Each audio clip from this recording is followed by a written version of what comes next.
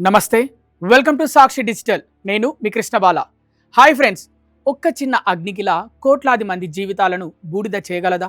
బ్రిటన్లోని సఫోల్క్ నగరం ఎదుర్కొన్న ఆ ఘోరమైన క్షణాలు వింటే మీ ఒళ్ళు జలధరించడం ఖాయం. అప్పటి వరకు ప్రశాంతంగా ఉన్న సఫోల్క్ తీర ప్రాంతం ఒక్కసారిగా నరకాన్ని తలపించింది. అక్కడున్న ఎండిపోయిన పొదల్లో ఆకస్మికంగా మంటలు చెలరేగాయి. వేగంగా వీస్తున్న గాలులకు ఆ అగ్ని జ్వాలలు క్షణాల్లో రాక్షస రూపం దాల్చాయి. దట్టమైన నల్లటి పొగ ఆకాశాన్ని కప్పేసింది. కానీ భయం అది కాదు, ఆ మంటలు దూసుకెళ్తున్న దిశ. కేవలం కొద్ది మీటర్ల దూరంలోనే ఉంది సైజ్వెల్ బి అణు విద్యుత్ కేంద్రం. అవును, బ్రిటన్కే అత్యంత కీలకమైన అణు విద్యుత్ ప్లాంట్లలో అదొకటి. అక్కడ క్షణాల్లో పరిస్థితి చేజారిపోయింది. ఆ మంటలు గనుక అణు ప్లాంట్ని తాకితే ఊహించుకోవడానికే గుండె ఆగిపోయినంత పనవుతుంది. మరో చెర్నోబిల్, మరొక ఫుకుషిమా దురంతం కళ్ళ ముందు కదిలింది.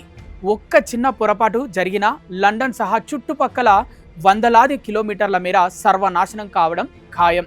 ప్లాంట్ ప్రాంగణమంతా రెడ్ అలర్ట్ సైరన్లు మోగాయి. ఇది డ్రిల్ కాదు అనే హెచ్చరికలు ప్రతిధ్వనించాయి. ప్లాంట్లోని అణు ఇంజనీర్లు, భద్రతా సిబ్బంది ముచ్చమటలు పట్టేలా భయంతో వణికిపోయారు. ఉష్ణోగ్రతలు విపరీతంగా పెరిగిపోతున్నాయి. బయట మంటలు ఆటంకం లేకుండా ప్లాంట్ కాంపౌండ్ వైపు దూసుకొస్తున్నాయి. అగ్నిమాపక సిబ్బందికి సమాచారం అందించారు.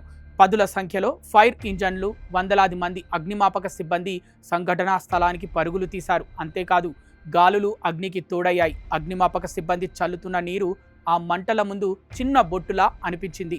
పొగ ధాటికి ఊపిరి ఆడక స్థానిక ప్రజలు ఇళ్లను వదిలి దిక్కుతోచని స్థితిలో పరుగులు తీశారు. రోడ్లపై అంబులెన్స్, ఫైర్ ఇంజన్ సైరన్ల శబ్దాలు, ఆకాశంలో హెలికాప్టర్ల చోదక శబ్దాలు, అంతటా తీవ్ర భయాందోళనలు నెలకొన్నాయి.